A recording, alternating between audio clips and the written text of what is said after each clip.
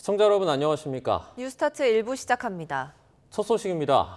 이재명 대통령이 당대표 시절 당을 함께 이끈 전현직 지도부 의원들과 한남동 관저에서 만찬 회동을 진행했습니다. 이 대통령은 정치적 성과보다 국민 한 분 한 분의 삶이 나아지는 것이 진정한 성공이라며 집권 여당의 막중한 책임감을 강조했습니다. 강민경 기자가 보도합니다. 대통령실은 저녁 6시부터 8시 반까지 이 대통령이 당대표 시절 함께 민주당을 이끈 1, 2기 지도부를 한남동 관저로 초청해 만찬을 가졌다고 밝혔습니다. 취임 뒤 여당 의원들과의 관저 만찬은 이번이 처음입니다. 이 대통령은 어려운 시기를 함께 극복하고 국민 선택을 받은 만큼 이제 국민의 기대에 부응하는 것이 우리의 첫 번째 사명이라고 책임감을 강조했습니다. 민생 경제 회복과 사회 통합, 그리고 국정 안정을 위해 할 일이 많다며 정치적 성과보단 국민 한 분 한 분의 삶이 나아지는 것이 진정한 성공이라고 역설했습니다. 겸손한 자세로 국정을 운영하겠다는 의지도 나타냈는데 이 같은 이 대통령 발언에 의원들도 화답했습니다. 한 목소리로 이재명 정부의 성공에 기여하겠다는 뜻을 밝힌 걸로 확인됐습니다. 한 참석자는 각종 입법 현안이나 당정 관계 등에 대한 발언은 특별히 없었다며 구체적으로 향후 만남의 시기를 정하진 않았지만 자주 소통하자는 얘기를 전달했고 전반적으로 화기애애한 분위기였다고 현장 기류를 전했습니다. 만찬에는 박찬대 당대표 직무대행 겸 원내대표와 정청래 전 최고위원, 초대 국무총리로 지명된 김민석 수석 최고위원 등 24명의 의원이 참석했습니다. 이 대통령은 원내대표 출사표를 던진 김병기, 서영교 의원과 별도로 사진을 촬영하기도 했습니다. YTN 강민경입니다. 이재명 대통령이 원팀 정신으로 새로운 나라, 진짜 대한민국을 향해 힘차게 나아가겠다고 약속했습니다. 이 대통령은 민주당 지도부와 만찬을 마친 뒤에 SNS에 올린 글에서 이같이 적으며 함께해 주시는 든든한 동지 여러분께 감사하다고 했습니다. 이 대통령은 수많은 위기와 도전 속에서도 우리가 여기까지 올 수 있었던 힘은 오직 국민을 위한 책임감과 사명감이었음을 다시금 확인하는 자리였다고 만찬 소회를 밝혔습니다. 또 민생과 경제 회복, 사회 통합, 국정 안정 등 가볍지 않은 과제가 앞에 놓여 있다며 국민이 더 나은 내일을 기대하고 희망을 품을 수 있도록 온 힘을 다하겠다고 약속했습니다. 이재명 대통령이 오는 15일부터 17일까지 캐나다에서 열리는 주요 7개국 G7 정상회의에 참석합니다. 강유정 대변인은 대통령실 브리핑에서 이 대통령이 G7 정상회의에 초청받아 참석하기로 했다고 밝혔습니다. 이번 회의는 이 대통령 취임 뒤 첫 다자 정상외교 무대입니다. 강 대변인은 또 그젯밤 이뤄진 트럼프 미국 대통령과의 전화통화에 이어 다른 주요국 정상과의 통화 역시 조율 중이라고 설명했습니다.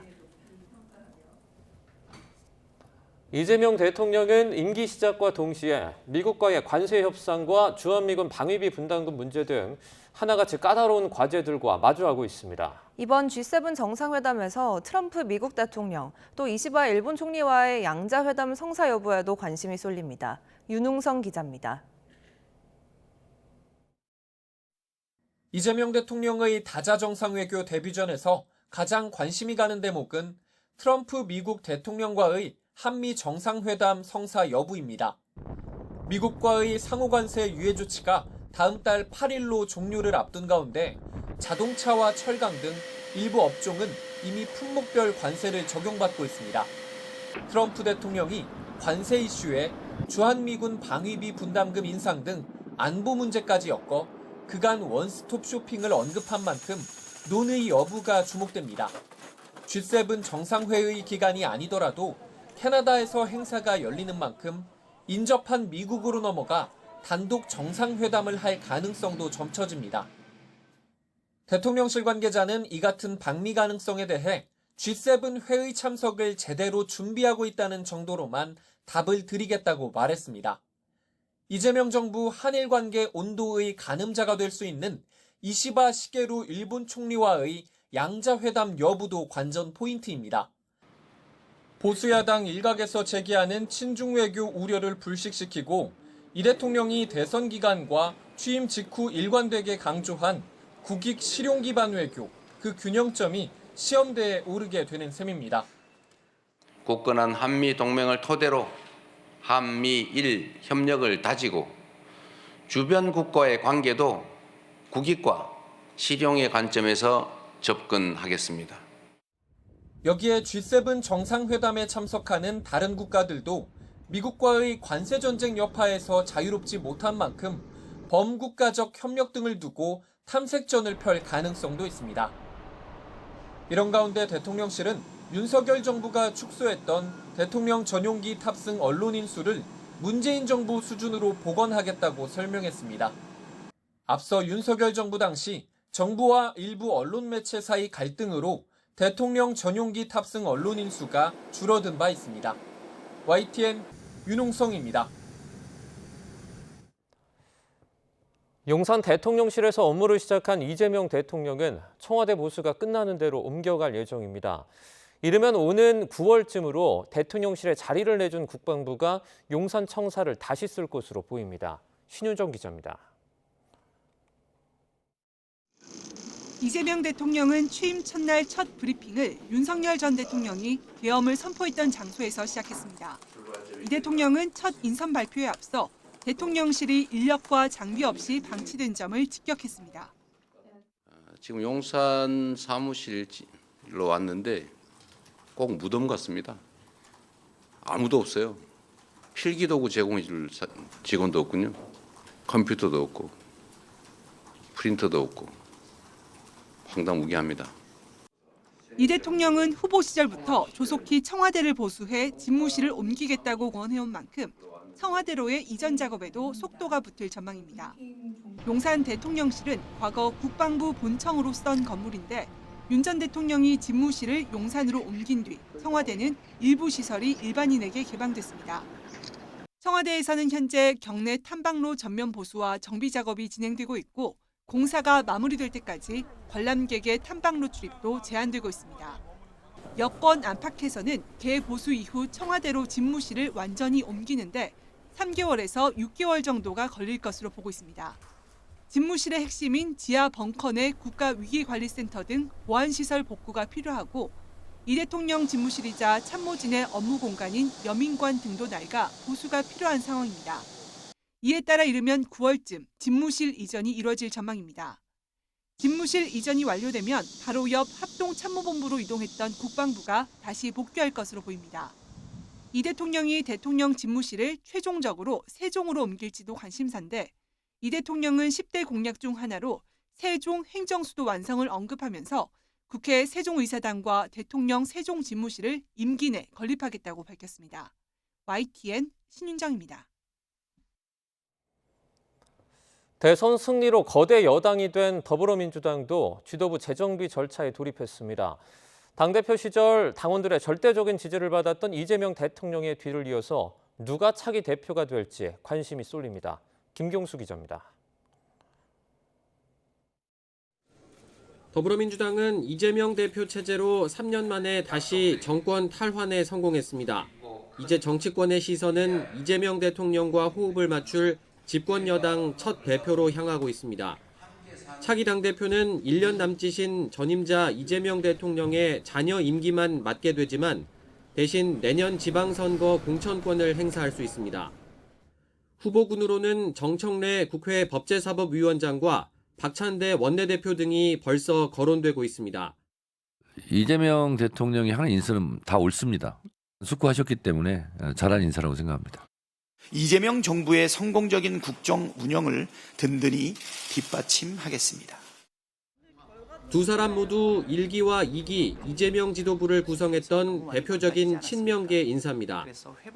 당대표 자리를 오래 비워둘 수 없는 만큼 민주당도 선출 절차 준비에 속도를 내고 있습니다. 당대표 선출을 위한 전국 당원대회를 진행을 해야 되는데 이춘석 위원장을 중심으로 해서 전당대회 준비 절차에 들어가는 것으로.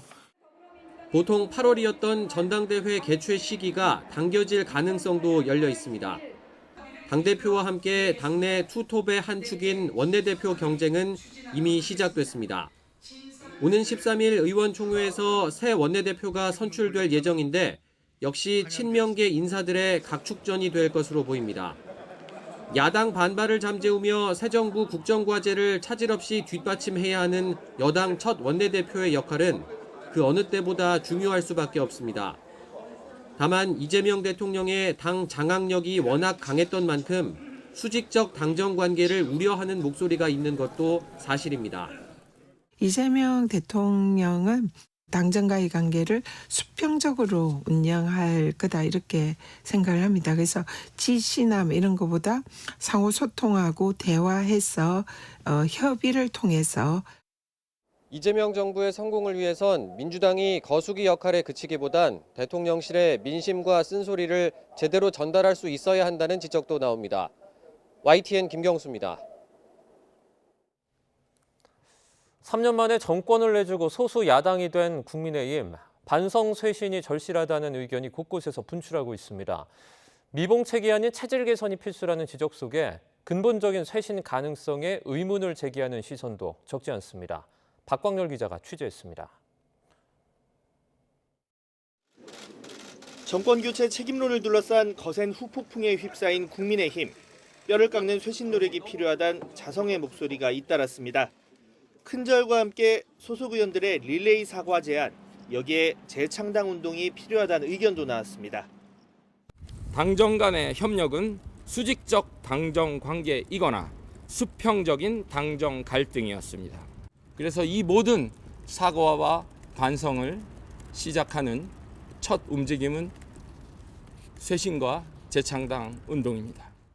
8년 전 박근혜 전 대통령 탄핵과 조기 대선 참패 이후 전철을 밟아선 안 된다는 위기감이 쇄신론 분출의 주요 배경으로 꼽힙니다. 당시 대선 2달 만에 패장 홍준표 후보가 당대표로 복귀했고 그 다음 전당대회에선 박근혜 그림자가 짙은 황교안 전 총리가 당권을 잡았습니다. 체질 개선 대신 집토끼 잡기와 대여 강경투쟁에 집중한 결과는 지방선거와 총선까지 2연속 역대급 참패였습니다. 보수 잠룡으로 거론되던 황교안 전 총리는 정계 은퇴 수준의 치명상을 입었고 이후 부정선거론 맹신론자로 전락했다는 비판까지 받았습니다. 선관위 직원 이름이 여기 보면 개씨, 거씨, 광씨, 글씨, 긱씨, 깨씨 뭐 이렇게 돼 있습니다. 저는 지난 총선 전면 무효다라고 선언을 하고 있습니다. 8년 전보다 상황이 더 녹록지 않다는 우려도 나옵니다. 넉넉한 과반 의석의 민주당은 국회의장은 물론 법사위 등 주요 상임위원장까지 손에 쥐었습니다. 여론전을 빼면 여당의 입법 시도를 막을 방법이 없다는 겁니다. 내란, 최상병, 김여사 특검법이 국회 문턱을 넘는 등 윤석열 정부 실정을 겨냥한 여당의 강공에 자유로울 수 없다는 점도 악재로 꼽힙니다. 12.3 내란의 진상을 낱낱이 규명하고 관련자들을 법의 심판대에 세우는 것부터 시작해야 합니다.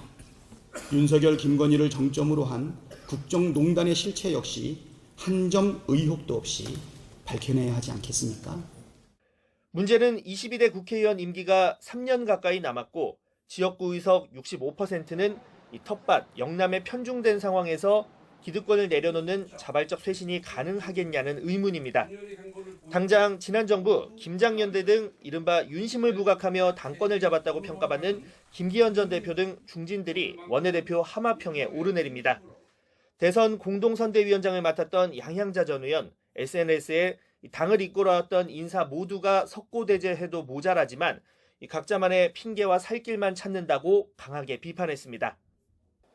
쇄신론에 맞서 모두의 책임을 강조하는 질서 있는 수습론을 두고 기득권 지키기가 아니냐는 의구심 섞인 시선도 있습니다.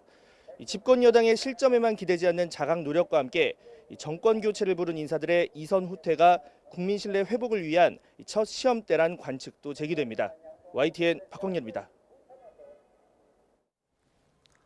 이재명 대통령은 검찰개혁만큼이나 사법개혁의 중요성도 강조했습니다. 향후 이 대통령과 민주당이 추진할 사법개혁이 이 사법체계의 개편으로까지 이어질지 관심입니다. 이경국 기자입니다. 이재명 대통령은 민생의 중요성을 강조하면서도 사법개혁이 반드시 가야 할 길임을 역설했습니다. 사법이 국민에게 정의에 봉사하는 제대로 된 사법으로 가는 건 당연히 해야 될 일인데 공약에도 온라인 재판제도 도입, 법관 평가제도 개선 등 다양한 개혁 방안들이 담겼습니다. 여기에는 현재 14명인 대법관 숫자를 늘려 상고심에 대한 국민 신뢰를 높이겠다는 공약도 포함됐습니다. 법원 내에서도 대법관을 증원해야 된다 이런 논의가 많이 있습니다. 이와 함께 민주당 일각에서 추진 중인 재판소원 도입도 사법개혁의 하나로 꼽히는데 헌법재판소의 헌법소원 심판 대상에 재판을 포함해 헌재가 법원 판결을 다시 따질 수 있게 하자는 내용입니다. 하지만 이 같은 사법개혁 방안들을 두고는 상반된 의견이 존재합니다. 대법관 증원에 대해서는 재판 지연 문제를 해결할 대안이라는 기대와 합의를 거쳐 기준을 제시하는 대법원의 기능이 약화할 거라는 우려가 공존합니다. 국민을 위해서 가장 바람직한 개편 방안이 있는지 공론의 장이 마련되길 희망하고 있습니다. 재판 소원을 두고도 기본권 보장과 권리구제 강화에 도움이 된다는 목소리가 나오는 반면 헌재의 최고법원 지위를 주게 돼 사법권은 법원에 속한다는 헌법 조항에 어긋난다는 의견도 있습니다.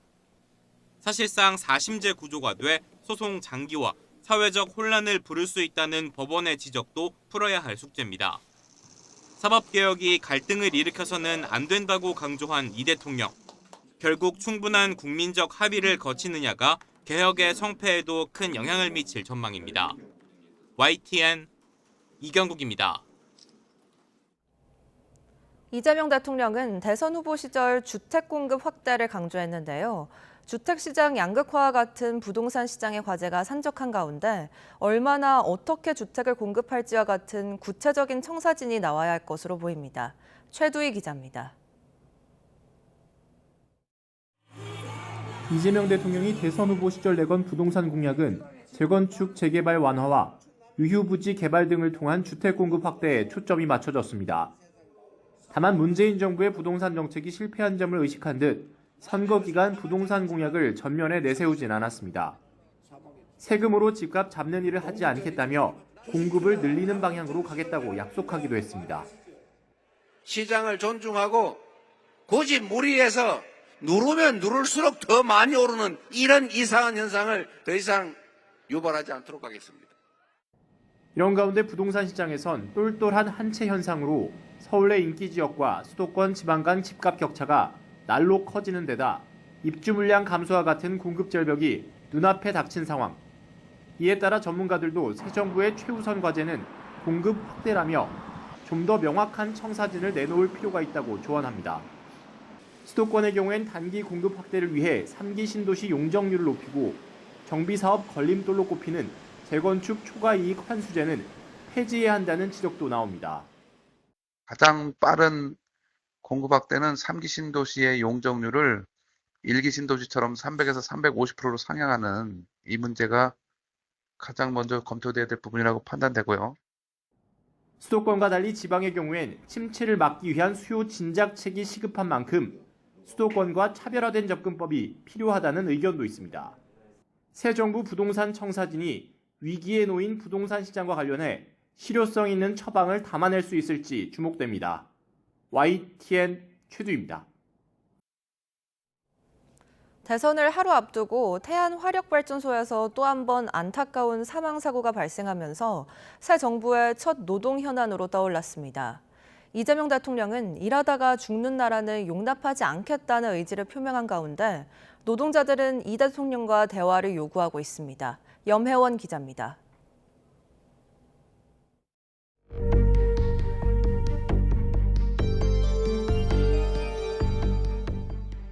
고 김용균 씨 사건 뒤 6년. 그 사이 중대재해처벌법이 생기고 태안화력발전소에 수천억 원 예산이 투입됐지만 또다시 같은 사고가 발생했습니다. 2인 1조는 왜 아직도 지켜지지 않는 겁니까? 그리고 언제까지 사고를 덮기 위해 노동자 개인의 책임이라 거짓말부터 할 겁니까? 대선 하루 전날 발생한 고 김충현 씨 사망사고에 이재명 대통령은 SNS를 통해 일하다 죽는 나라는 용납할 수 없다는 글을 남겼습니다. 고용노동부는 이번 사고가 특별감독 요건에 해당하진 않지만 사안의 심각성을 감안해 이에 준하는 강력한 감독을 예고했습니다. 노동계는 사람보다 이윤을 먼저 생각하는 위험의 외주화를 여전히 해결하지 못한 탓이라며 목소리를 높였습니다. 그러면서 이재명 대통령과의 직접 대화를 요구했습니다. 첫 번째도 민생, 두 번째도 민생, 세 번째도 민생이라고 이야기하시는데요. 노동자의 죽음 앞에 죽음이 진짜 민생입니다. 그 죽음을 끊어내는 정부가 꼭 되셔야 될 것 같습니다. 반면 중대재해처벌법 완화를 건의하려던 경영계는 암초에 부딪혔습니다. 노동자의 죽음이 계속되는 한 산재공화국이라는 오명을 벗을 수 없다고 일침을 놨던 이재명 대통령이 첫 번째 맞닥뜨린 노동 현안에 어떤 대책을 내놓을지 주목됩니다. YTN 염혜원입니다. 이재명 대통령은 인공지능, AI 분야에 대한 전폭적인 투자와 지원을 강조했습니다. 하지만 AI 강국으로의 도약을 위해서는 재원 마련과 전력 인프라 확충, 인재 확보라는 3대 난제를 풀어야 합니다. 고한석 기자가 보도합니다. 지금까지 겪어보지 못한 초과학기술 신문명시대, 눈 깜빡할 사이에 페이지가 넘어가는 인공지능 무한경쟁 시대가 열렸습니다. AI 강국을 현실화하는 방안은 크게 세 가지입니다. 데이터 센터 10곳 구축, 인재 10만 명 양성과 고성능 반도체 국산화율 50% 달성입니다. 이를 위해 5년 동안 100조 원을 투입합니다.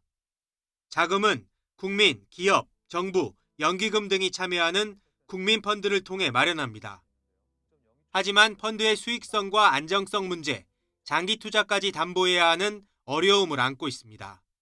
전력 인프라 확충도 난제입니다. 국제에너지기구 분석을 보면 일반적인 AI 데이터 센터는 10만 가구 소비량에 맞먹는 전기를 씁니다. 일부 대형 시설은 그보다 20배 이상 많은 전력을 소비할 수도 있습니다.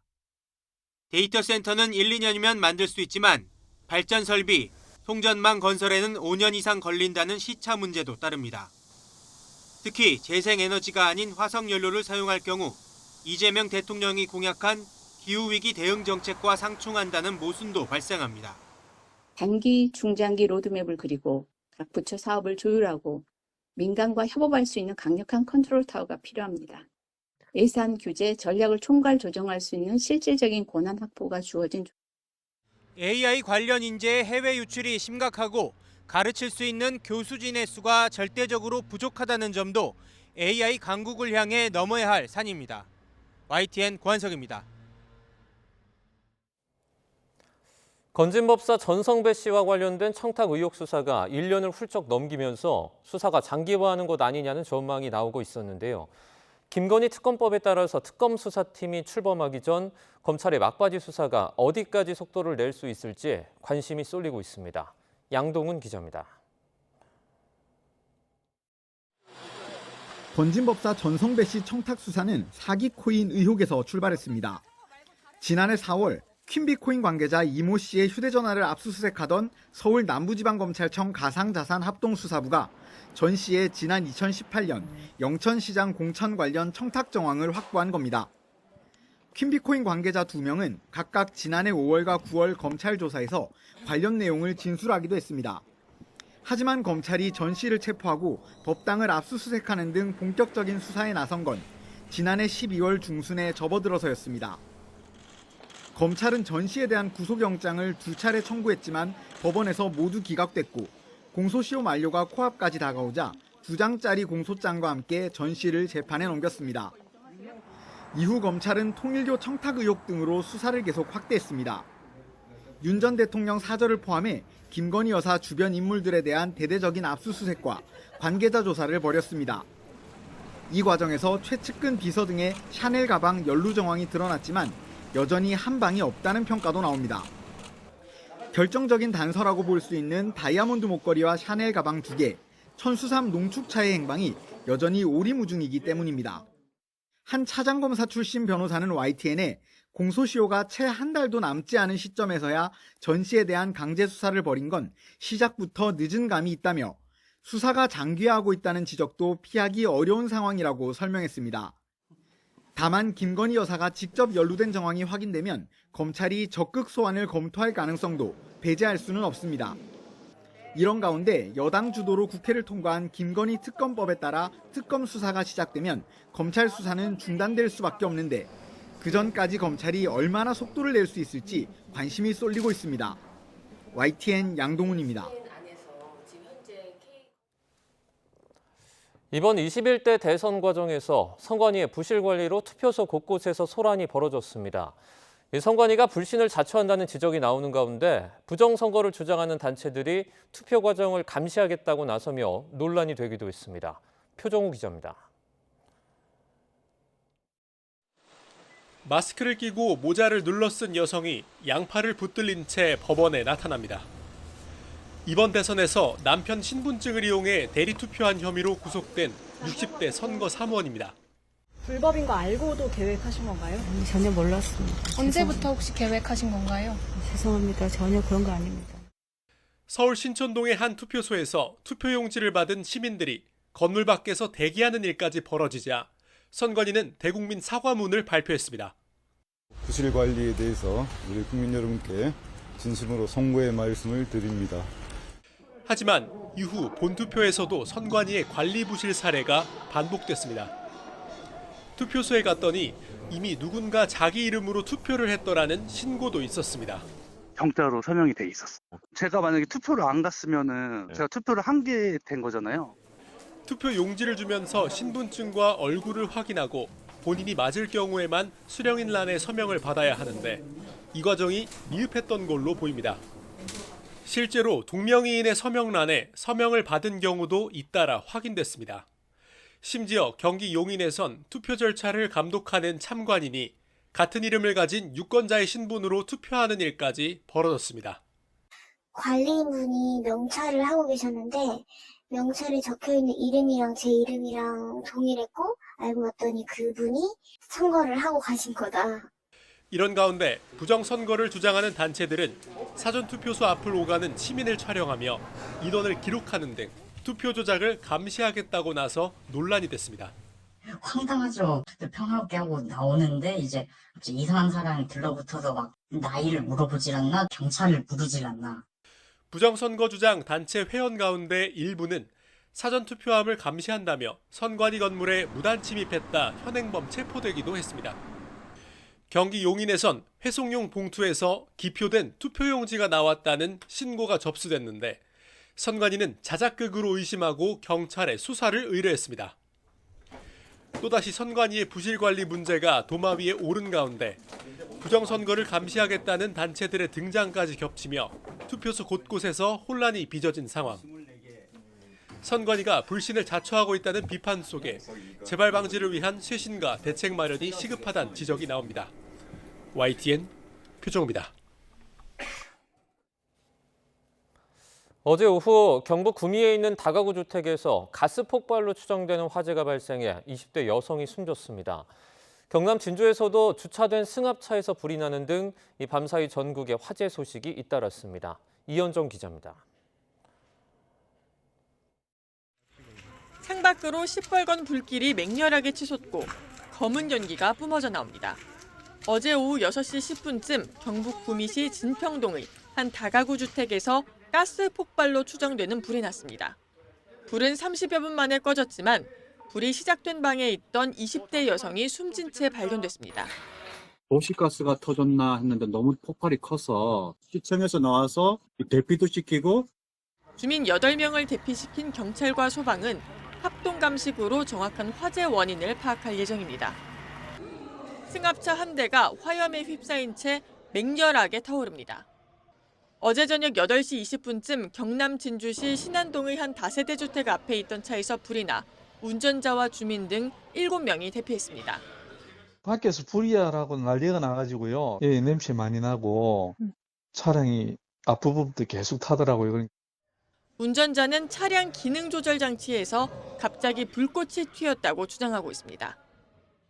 어제 저녁 7시 20분쯤 부산 안락동의 2층짜리 주택에서도 불이 나 70대 집주인이 2도 화상을 입었습니다. 소방은 가스레인지에서 불이 번졌다는 진술을 토대로 정확한 화재 원인을 조사하고 있습니다. 이 밖에 서울 홍은동에선 언덕길을 오르던 마을버스가 미끄러져 운전자와 승객 등 6명이 경상을 입었습니다. YTN 이현정입니다. 이스라엘의 공습으로 하루 만에 팔레스타인 사람 100명 가까이 숨졌습니다. 가자지구로 납치된 마지막 태국인이 끝내 사망한 것으로 확인됐는데 남은 인질 55명 중 생존자는 20명도 채 안 되는 것으로 추정됩니다. 신웅진 기자의 보도입니다.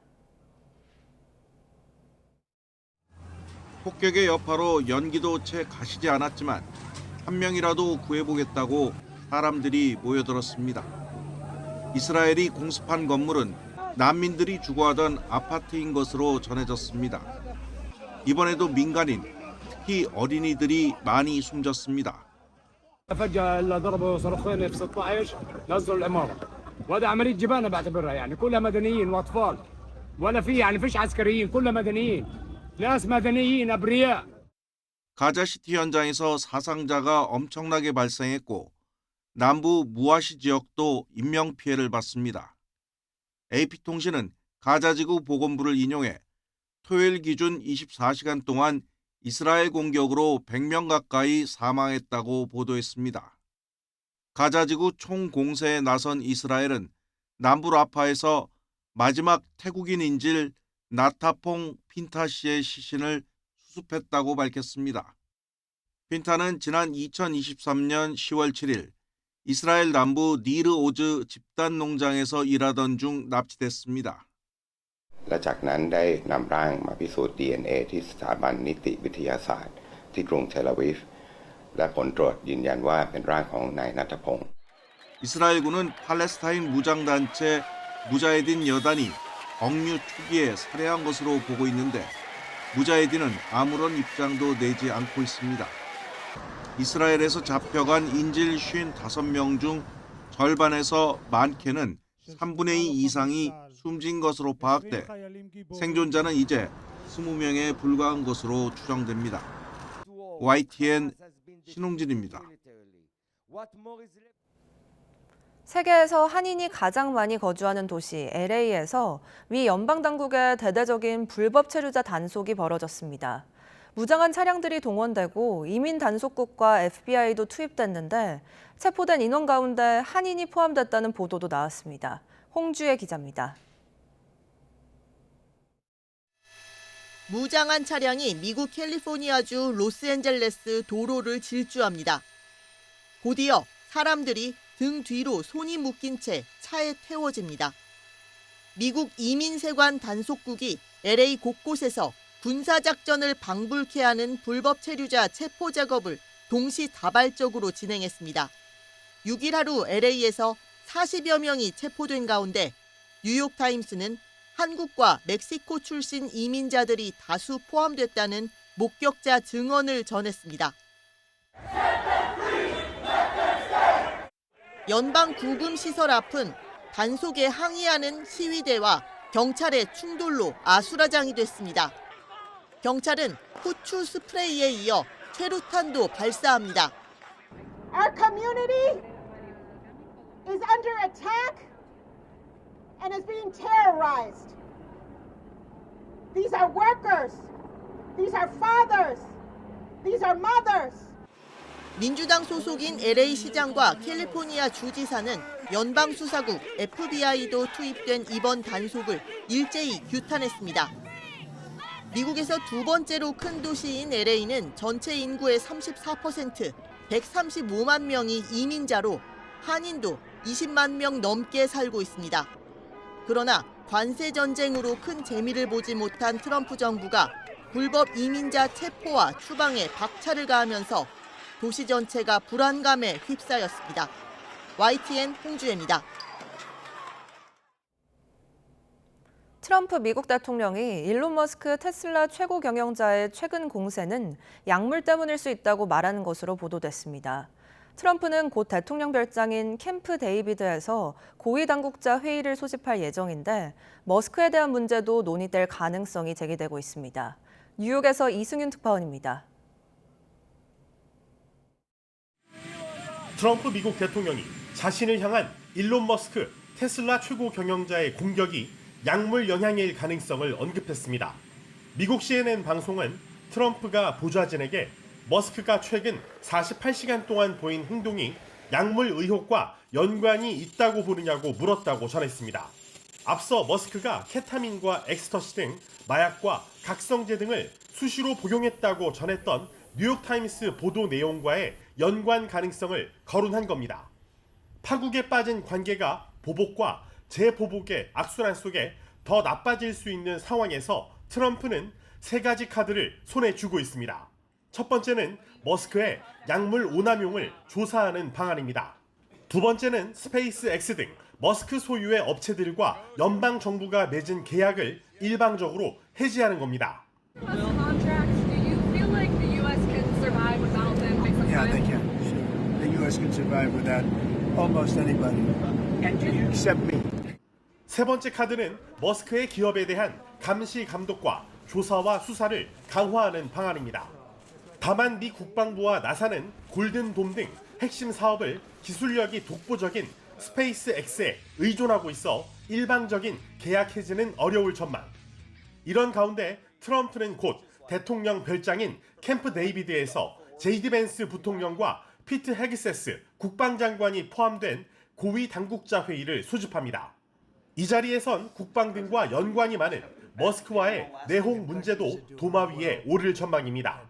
뉴욕에서 YTN 이승윤입니다.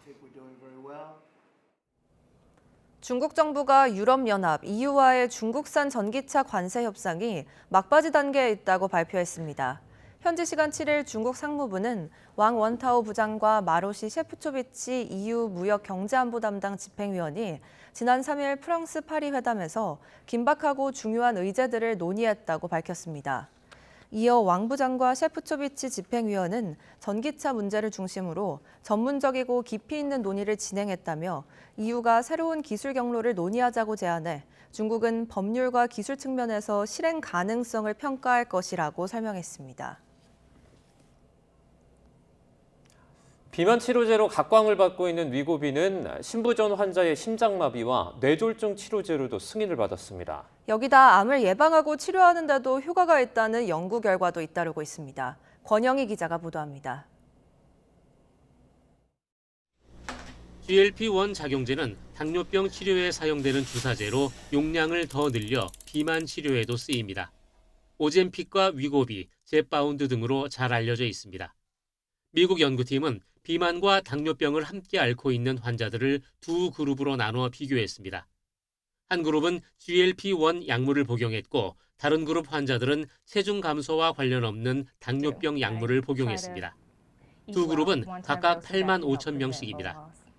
So we found that people who take GLP-1 receptor agonists in our cohort of American patients have a lower incidence of obesity-related cancers compared to those who take DPP-4 inhibitors.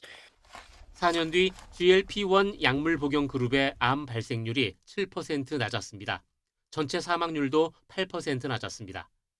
특히 대장암과 직장암에서 효과가 뚜렷했고 성별에 관계없이 일관되게 나타났습니다.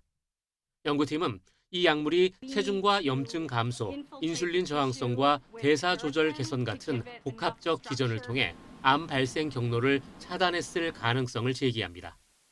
연구는 미국 43개 의료 시스템의 데이터 분석을 통해 이루어져 아직 인과관계를 추론할 수는 없습니다.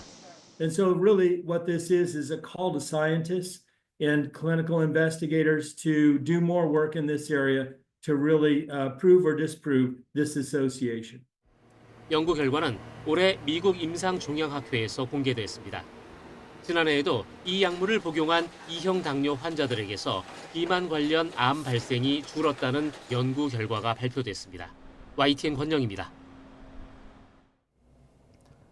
불치병에 걸려서 극한의 고통을 겪는 환자 스스로 죽음을 선택할 수 있게 하는 조력사망 법안이 프랑스를 비롯해 각국에서 법제화되고 있습니다. 반면 우리나라는 죽음이 임박한 경우에만 임종 시기를 늦추는 연명 치료를 거부할 수 있는데 환자의 결정권을 확대해야 한다는 주장이 나옵니다. 권민석 기자의 보도입니다.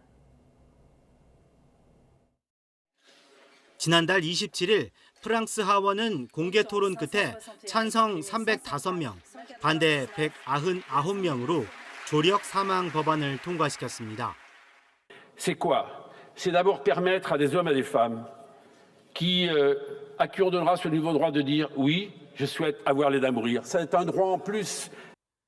심각하고 치료 불가능한 질병이 깊어진 환자가 요청하면 스스로 삶을 마감할 수 있게 하는 제도로 의사가 치명적 약물을 처방하고 장소와 날짜, 함께 있을 사람을 환자가 정해 직접 투여하는 방식입니다. 올가을 상원까지 통과하면 법제화가 마무리되는데 마크롱 대통령은 형제의 길이 열리고 있다며 중요한 진전이라고 평가했습니다. 환자의 죽을 권리를 수긍하는 조력 사망은 이미 호주와 캐나다, 벨기에, 스위스 등에서 허용됐습니다. 이와 달리 우리나라는 인공호흡기 착용 등 치료 효과 없이 사망 시기만 늦추는 연명 의료를 오로지 임종이 임박한 환자만 거부할 수 있습니다. 웰다잉, 좋은 죽음을 위해 우선 연명 의료 중단 시기부터 임종 전에서 말기 환자까지로 확대해야 한다는 주장이 나옵니다. 환자가 끝까지 치료해달라고 원하시면 끝까지 하면 되는 거고, 환자가 나는 그 순간부터 이제는 통증이나 뭐 고통이나 이런 거에 대한 것을 관리하면서 내 생의 말기를 잘 가져가겠다고 하면은 그렇게 해드리는 게 맞지 않느냐는 거죠. 2022년 의사가 환자의 죽음을 돕는 조력 존엄사법이 국회에서 발의됐지만 종교계를 중심으로 사실상 조력 자살과 같다는 반대 목소리가 나오는 등 아직 사회적 논의는 무르익지 않았습니다.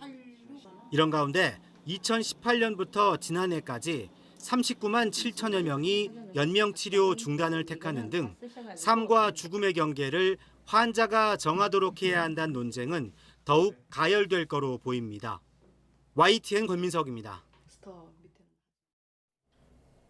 그룹 BTS 멤버 가운데 5명이 이번 주부터 차례대로 병역의 의무를 다하고 팬들 곁으로 돌아옵니다. 오는 21일이면 고대하던 완전체가 성사되는데 먼저 전역한 두 멤버와 함께 이른바 군백기를 달래오던 팬들은 이미 기대감에 부풀어 있습니다. 송재인 기자의 보도입니다.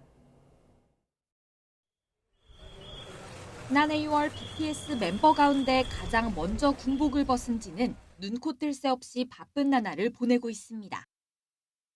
국내 예능에서 대놓고 고생하다가도 전역하고 이후에 뭔가 처리해야 될 일들이나 뭐 광고 이런 걸 제외하고 제가 선택해서 한 첫 번째 스케줄이었어요. 미국 인기 토크쇼에서는 스타다운 면모를 뽐낸 진. 제대 뒤 벌써 두 번째로 낸 음반은 미국 빌보드 앨범 순위 3위로 데뷔하며 솔로로서 음악적 성취도 이뤄냈습니다. 뒤이어 팬들 곁에 돌아온 제이홉은 K-팝 남성 솔로 가수로는 역대 두 번째로 미국 빌보드 잡지 표지를 장식하며 여전한 영향력을 자랑했습니다. 음악은 물론 무대 디자인부터 안무, 의상, 소품까지 모든 과정에 공을 들인 월드 투어. 그 마지막 여정은 국내 극장에서도 생중계되며 국내외 아미들이 하나가 되기로 했습니다. 충분히 여러분들의 사랑을 고스란히 무대 위에서 느꼈고 사실 제가 보답해드려야겠죠. 멋진 무대. 솔로 활동기를 담은 국내 전시도 반가운 발길이 이어지고 있는데 돌아보면 아미들은 두 멤버가 돌아오기 전에도 BTS의 빈자리를 잠시 잊었던 순간이 적잖았습니다. 입대 전 멤버마다 복무기간 팬들을 웃게 할 선물을 준비해뒀기 때문인데 각종 수상으로까지 이어지면서 K-팝 역사에 또 다른 기록을 남겼습니다. 다시 모이는 BTS 완전체가 더 기대되는 이유입니다. We are also really excited for maybe new tour, the new tour and new album. Yeah, we're waiting. BTS가 예전보다 너무 매출된 것 같고 그래서 모나리자 같은 노래 내가 너무 좋아해서 좀 그런 노래를 너무 기대합니다. 오는 10일 RM과 뷔, 11일 지민과 정국이 전역하고 21일 슈가까지 소집 해제되고 나면 완전한 군필돌로 거듭나는 BTS. 실제 완전체 음반 활동까지는 시간이 필요할 것으로 보이지만 코로나19 시기 전 세계 청년들에게 위로와 희망의 메시지를 전했던 BTS가 한층 성숙해진 모습으로 전할 음악은 어떤 색깔일지 기다리는 팬들의 마음은 이미 보랏빛으로 물들어 있습니다. YTN 송재인입니다. 어르신들이 부담 없이 즐기며 건강을 챙길 수 있는 게 파크 골프입니다. 각종 대회도 열리고 있는데요. 전남에는 도립 경기장도 추진됩니다. 김범환 기자입니다. 목포에서 열린 전남 어르신 파크 골프 대회. 22개 시군의 대표 200여 명이 참가해 수준 높은 경기를 펼쳤습니다. 제가 운동을 하면서 많은 건강을 되찾았고요. 그리고 시간적인 것도 가까운 데서 다니니까 근접거에 있잖아요. 전남 화순에는 노는 땅 위에 전국 최대 규모인 87홀 규모의 파크 골프장이 생겨 톡톡한 경제적 파급 효과를 내고 있습니다. 파크 골프는 골프처럼 반드시 4명이 치지 않아도 되고 경비도 10,000원 이하여서 부담이 거의 없습니다. 2만 명 시대를 저희가 가지고 있는 이 파크 골프가 도립 경기장에 그러한 부분이 필요하고 지금 대두되고 있습니다. 전남의 파크 골프장은 모두 34개, 전라남도는 민선 8기 들어서 어르신 지원 예산을 배 이상 늘렸습니다. 저는 우리 어르신들이 하는 일은 전라남도 행정에서 최우선 순위, 영순위다 이렇게 말씀을 드리면서 우리 어르신들이 제2의 황금기를 누릴 수 있도록 최선의 노력을 다하겠습니다. 전라남도는 파크 골프 인구가 갈수록 늘어남에 따라 어르신들의 건강 증진과 경제 활동을 위해 어르신 복지 예산을 대폭 늘려나갈 예정입니다. 노인 건강을 위하여. YTN 김범환입니다. 프로야구 최하위 키움이 선두 LG를 이틀 연속 제압하고 4연승을 달렸습니다. 키움의 새 외국인 투수 알칸타라가 8회까지 안타 3개만 내주고 삼진 6개를 잡아내며 1실점으로 호투해 팀의 4대1 승리를 이끌었습니다. 키움의 중심 타자 송성문은 3회 말 동점 적시타에 이어서 5회에도 타점을 추가하며 2안타 2타점으로 활약했습니다. KT는 0대1로 끌려가던 6회 이정훈과 허경민, 오윤석의 연속 적시타로 단숨에 3점을 뽑아내며 SSG의 3대2 역전승을 거두고 3연승을 달렸습니다. 6이닝 1실점으로 호투한 KT 선발 고영표는 시즌 5승째를 거뒀고 마무리 박영현은 가장 먼저 20세이브 고지에 올랐습니다. 13개의 안타를 집중시킨 롯데는 두산을 9대4로 꺾고 3연패에서 탈출했습니다. 배드민턴 여자 세계 랭킹 1위 안세영 선수가 4경기 연속 한 세트도 내주지 않고 완승을 거두며 인도네시아 오픈 결승에 진출했습니다. 안세영은 인도네시아 자카르타에서 열린 여자 단식 준결승전에서 세계 랭킹 3위, 일본의 야마구치 아카네를 2대0으로 완파했습니다. 4년 만에 이 대회 우승에 도전하는 안세영은 결승전에서 세계 랭킹 2위, 중국의 왕쯔이와 격돌합니다.